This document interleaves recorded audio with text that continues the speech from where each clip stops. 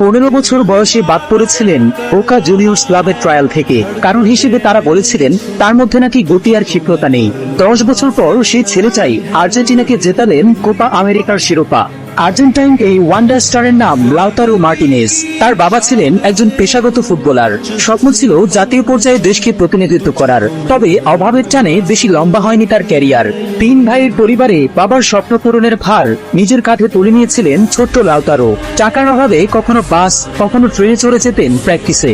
2012 সালে Boca Juniors ক্লাবের ট্রায়ালে reject হয়েও দমে যাননি তিনি।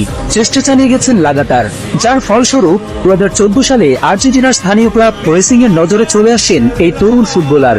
তারপর আর পেছনে ফিরে তাকাতে হয়নি। একের পর এক সিঁড়ি পার করে উঠে আসেন জাতীয় দলের দরজায়। তবে জাতীয় দলে এসে শুরুতেই প্রত্যাশার চাপে পড়ে যান এই তরুণ। সার্জিও অ্যাগুয়েরোর বিকল্প হতে গিয়ে নিজেকে হারিয়ে ফেলেন এই রাইজিং স্টার। প্রতিভার কখনোই কমতি ছিল